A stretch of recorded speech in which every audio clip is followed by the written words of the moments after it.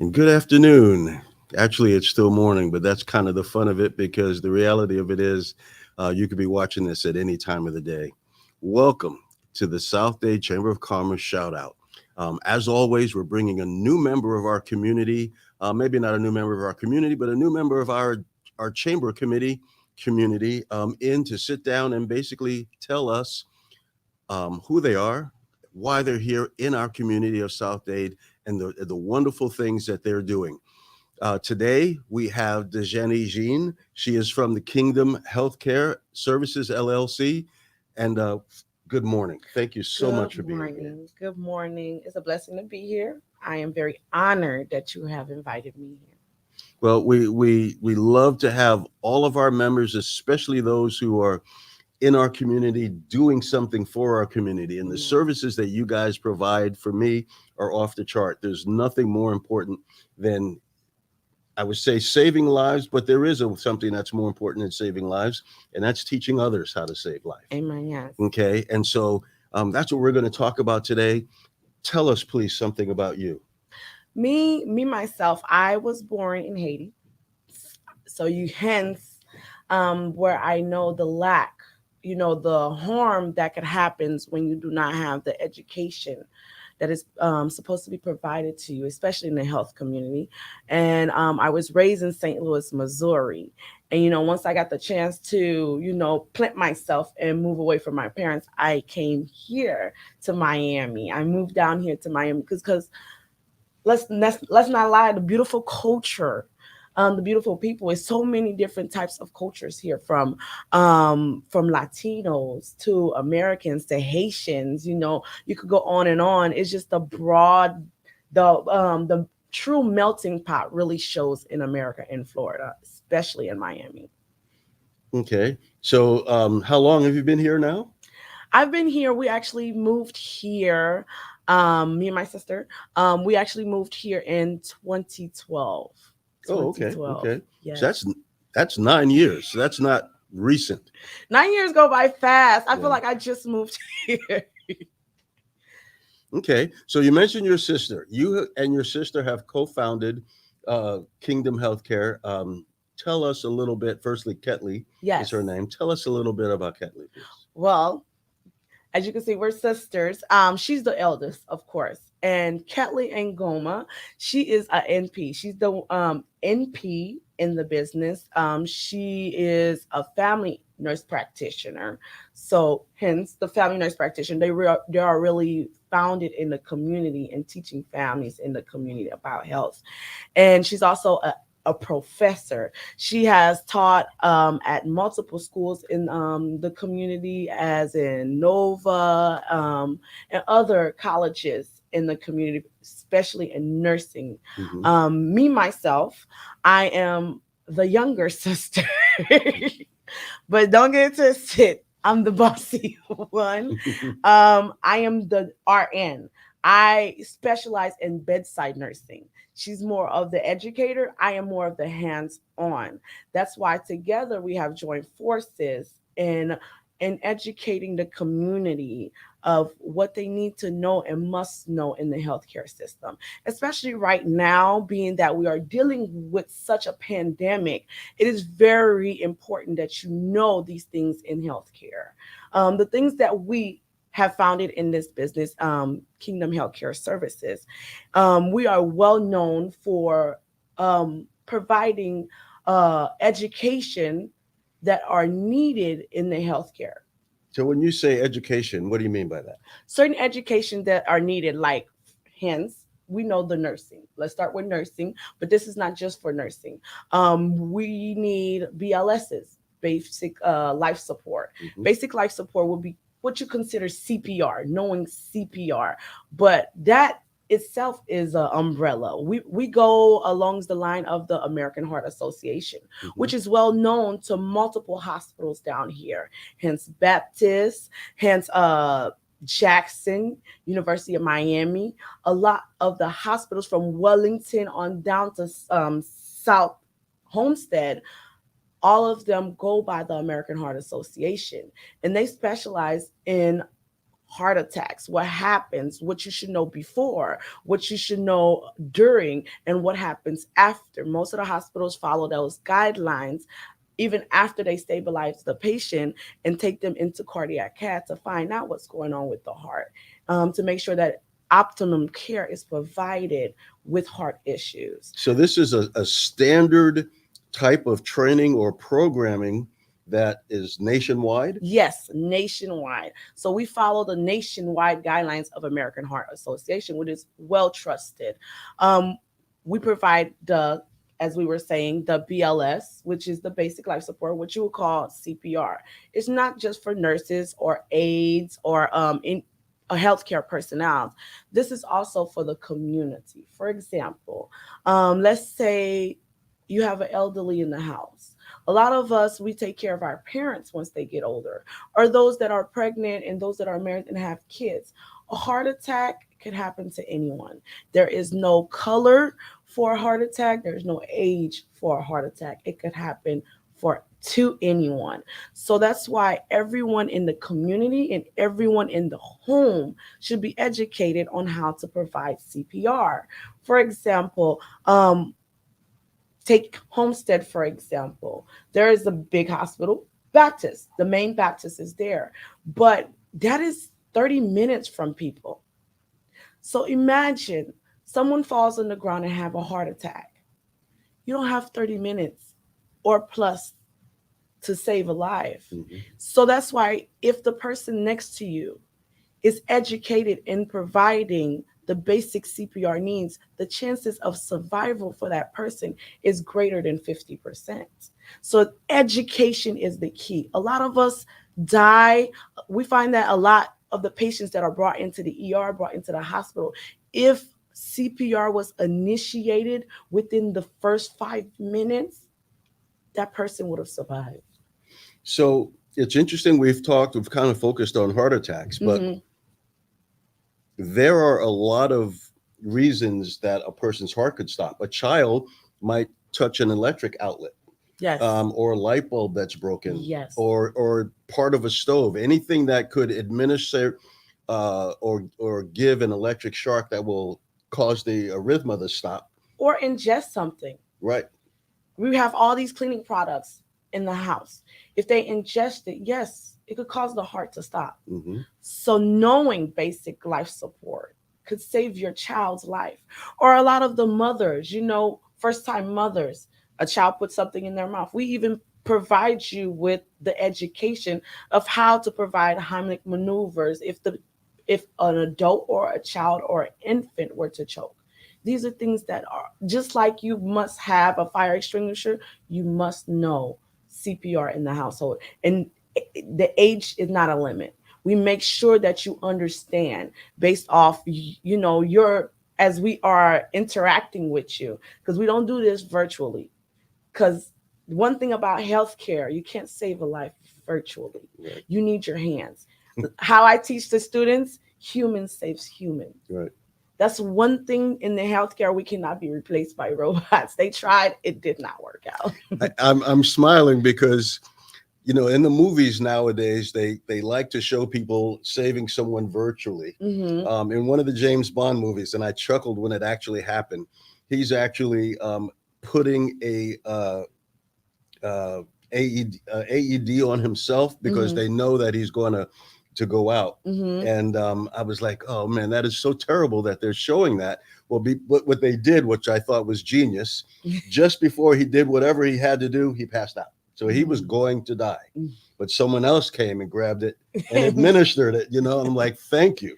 Yeah, because how is he going to do it if he passed out? Right. Someone have to work the AED. Right. The other thing that you said, and one of the big things about South Dade and this area, we're surrounded by water. Yes. Okay. So there are people that are out in the water swimming.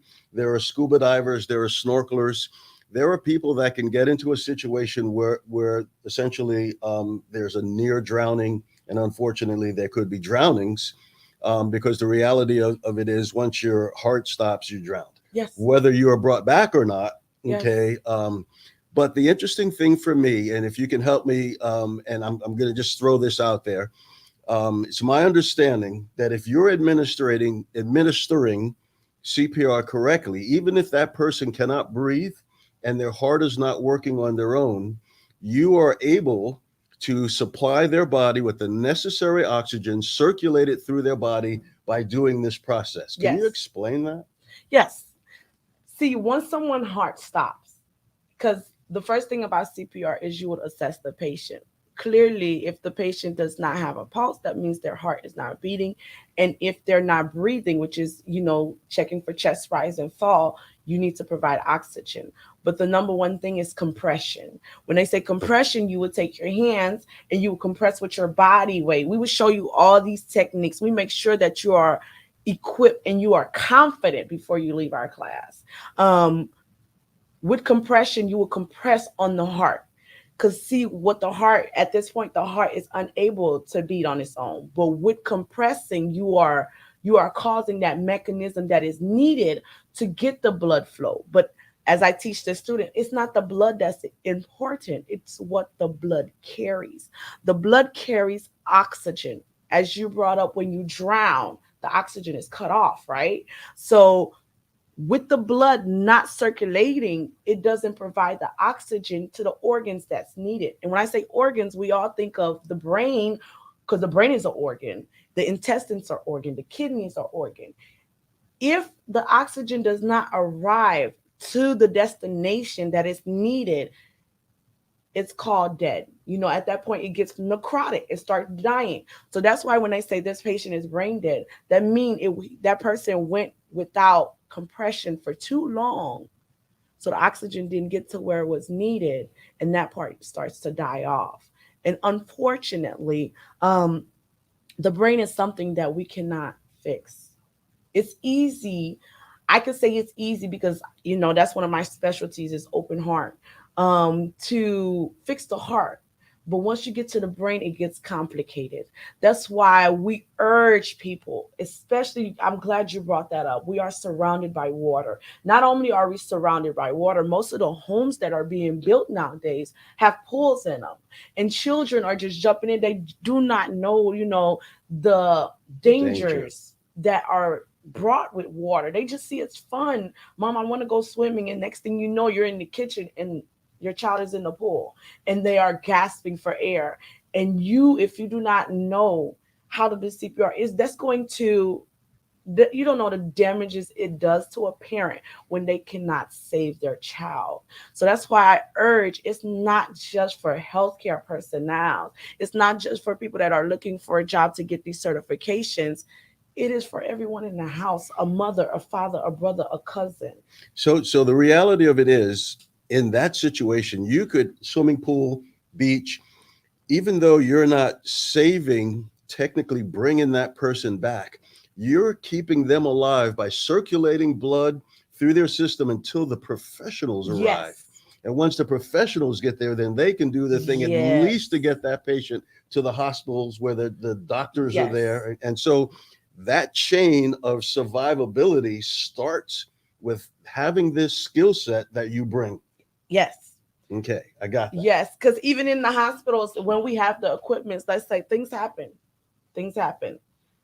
As we say, the S hit the fan, and you walk in and you're like, what's going on with my patients? The first thing that we do is start compression. Before we even call help, is start compressions because the patient is priority. Even when the doctor gets in the room, he needs to see you doing compressions. That is the most important thing. Even when we start intubating the patient, start doing ACLS with it, which is, where we start giving medication to help us, start defibrillating the patient, where you brought up the AED, compressions is a must. So the basics is a must, even in the hospital. So we just went through all of this about why this is important. Tell us about Kingdom Healthcare Services. I see. I'm so passionate. I get you about this. Kingdom Healthcare Services. As I told you, it was started by me and my sister. We saw there is a need, a massive need in our community. See, the thing is, as you know, in the Bible it says, "My people perish because of lack of knowledge." Hence, kingdom. And healthcare is what we specialize in, and we provide all the services that you need for that. Being that all the certifications that you need, we already talked about the BLS, the ACLS, the PALS.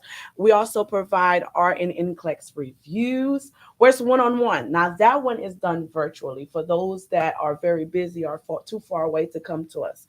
Um, if you are a nurse or you're a nursing student, you know, like studying for the NCLEX is like boot camp and you don't know where to start.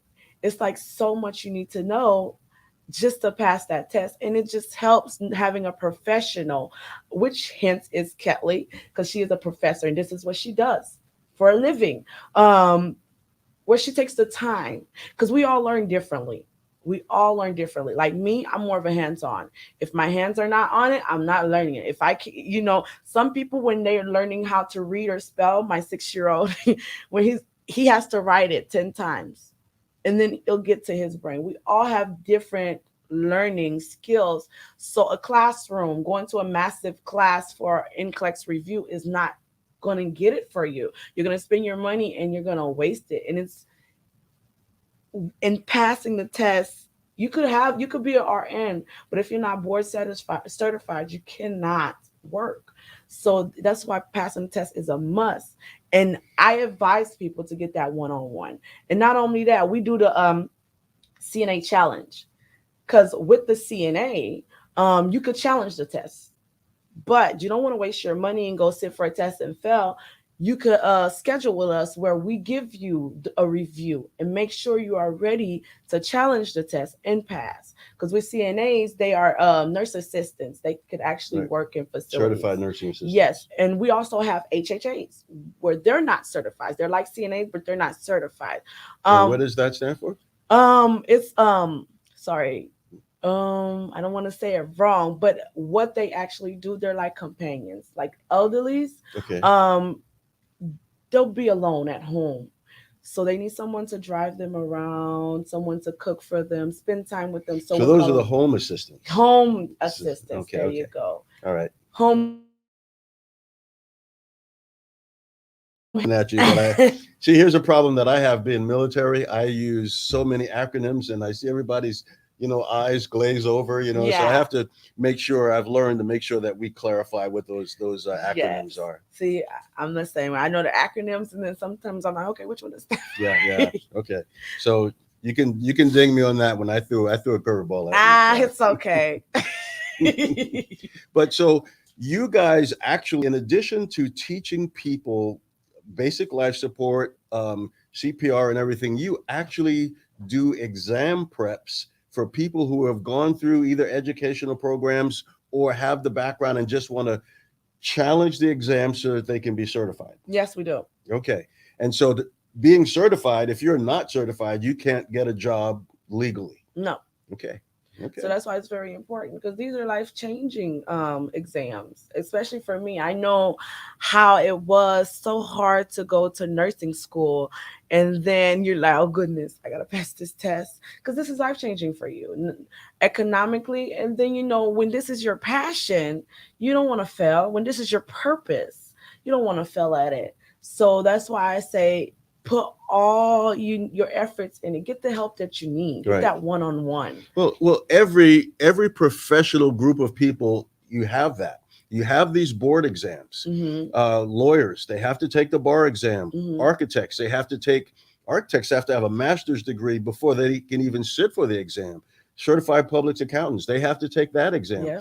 Every professional occupation that has post-secondary education, in order to actually perform that in the community or anywhere, you literally have to take an exam. And all of those organizations, all of those professions, I should say, have preparation courses. So this is phenomenal at this level that you guys. And so what I'm seeing and hearing here is that you can do it as a group, you can do it one-on-one. That's crazy. I'm not crazy, but that's exciting. It's awesome. It's exciting. Yeah. It's awesome. And also, we also have the ability, because there are facilities around us, like, for example, the hospitals, the home health agencies, they hire, aides, they hire nurses. but it's also their responsibility to make sure that their certifications are up to date. We also have the ability to track their employees and make sure their certifications are up to date. Because you could get in big trouble if you have an RN that has a BLS that's expired. Wow. You could Okay. get in massive trouble for that. Okay. So we have the ability to track each employee, make sure they're not expired. Once they come to like 3 months or 6 months of coming to expiration, we have the ability to schedule them for a class and provide the class for them. The classes, we go to the biggest of 6 due to safety issues. And plus, we want them to have that one-on-one. Right, right. Because I know I've been to certification classes that this is what also encouraged me. I went to certification classes where it was so big. I had so many questions and I felt like I couldn't answer it. I'm going to slow down the class. It might be a stupid question. No, we interact with our students. And if you go through our reviews, that's one thing that they really appreciated was the one-on-one. They felt confident because as soon as they got by the bedside, they knew exactly what to do. You know, I was a new nurse at some point. You know, we both were. So to feel like you were provided with the type of education and you're ready to save a life and you are adequate and you're not going to freeze because you know, hey, Kingdom Healthcare did this. We had this scenario and this is what happened. I know exactly what to do. It's awesome. It's awesome. What's awesome is that we have this capability. We have people like you in our community. Yes. And that's, you know, we as a community need to, when I say take advantage of it, I don't mean in a negative way. But the reality of it is, there are a lot of people that can use this programming professionally to get to the next level. Yes. And then there are a lot of families. There are new mothers. There are grandparents. How many times is a small child left with a grandparent? Okay. And that course, that CPR course is easy. Okay. And there are special things you need to know when you're dealing with, especially infants. I mean, the reality of it is a newborn, you can hold on one arm and do everything you need to do like that. And those are the things that I'm sure you guys teach. Okay. So having that level of capability within our community, I see it as, quite frankly, a lifesaver. Yes. You can say that. It is a lifesaver. And that's what a lot of people in the community, like sometimes they'll drive and see the posters and we've had mothers come. And she's like, no, my teenager, I'm going to schedule her because I feel like she needs to know. Because I feel like she was telling me how the teenager watches the other siblings in the house. And the teenager came and took the classes and she was so excited. And just to see the sparkle in her eye, like I could make a difference. You know, if anything were to happen, I'm going to do it. This is what I'm going to do. It's amazing to educate the community. When you educate the community, you empower the community. We don't always have to lean on the hospitals in the healthcare system. We could take the power into our hands. I'm not saying don't go to the hospital, but knowing that you could do something while you wait on emergency personnel. At least start the process. Is amazing. It's amazing. Right. Excellent. Education is the key. I'll tell you, Dejeni, this has been such a fun show and listening to you. Obviously, I know a little bit about this. I'm a professional diver, so being able to not only do CPR but teach CPR. My youth program, every one of our kids are certified in CPR. It's a requirement. Yes. And in order to become a professional diver, you also have to have that skill set and keep it up. So this, again, is something near and dear. And we're going to talk on the side because I need folks to come in and teach this. Yes.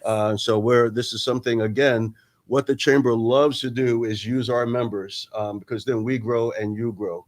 Yes. And so that's fully. But I have a quick question for you. We talked about, and I understand why you do this, but why nursing, especially for you? Why nursing? Why not nursing? Okay. See, things have changed. See, now a long time. What was funny is just last night, the coworkers, we were talking because you must have a passion. It's special people that become nurses. Like you must have a passion for people. It's not a passion for the career, but for people. When you have that inner purpose to help someone, that's why nursing. A long time ago, we used to say to the doctors, we're just nurses. And within the past couple of years, the doctors are like, don't say that. You guys are more than nurses. You guys are heroes because of the pandemic that's going on. We are the front line, as you can see. But the why nursing is because of the love of humans. The love of humans. That's all it is. You can't give a better answer than that. Yeah. And it's such an important profession. And we do appreciate you being here. We do appreciate you doing what you do, because it helps us to exist. And you probably heard me use the word community too many times today, but to me, that's what this is about. Yeah. Okay, and to have a professional like you with the passion, because the community is made up of people. Not buildings, not flags, not channel markers. No, people. Okay, and so we really do appreciate you, and thank you so much for being here today. It was a pleasure. Thank you for inviting me. Oh, absolutely. We're going to have to talk again, because we absolutely have a need for your services. Before we go, real quick, folks, we have a couple of really big things happening within the chamber, and I'd like for you to mark your calendars. First of all, on the 15th of February, we are going to have School District 9's representative, school board member, Santos, right here on this show.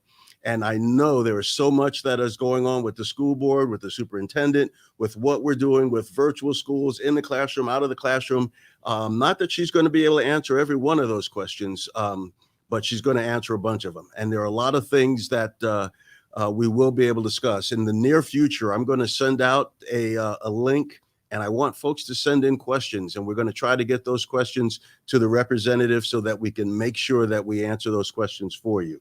Another thing that's going to be very exciting, and I'm super, super excited about it, is on the 17th of February, we're going to have a State of South Dade meeting at the Seminole Theater, which is on North Chrome in Homestead. All of the mayors of the South Dade area, Pinecrest, Palmetto Bay, Cutler Bay, Homestead, Florida City, they've all been invited. They're all prepping to tell us what's going on in their city or their villages. We've also heard from Congressman Jimenez. He has not confirmed yet, but I'm absolutely sure that if he's in town, he's going to try to make it. We will see on that. And our other elected officials have been invited, Commissioner Cohen-Higgins, Commissioner McGee, and actually Representative Chambliss. So all of these folks are going to be at one place. You guys need to come out and be there. Be prepared to ask questions. Be prepared to get answers. Another exciting thing that we're looking at very near in time, you need to mark your calendar. The chamber is going to have its, flip right out of my brain, our golf tournament at the Redland Golf Course. That is going to be on April 22nd. Mark your calendars. That's going to be so much fun. We have a couple of golf pros. Larry Mino was going to be there. He's going to be setting things up for us. You guys put that on your calendar, because that is going to be so much fun, and it'll be giving back to the community. So for now, as I always say, please be safe. This is a wonderful community that we live in. Enjoy it. Speak to your neighbor. Make sure you have your mask on. We have a lot of plastic and barriers here today. It's a sign of the times. So the reality of it is, the most important thing you can do is be safe. We will see you next week.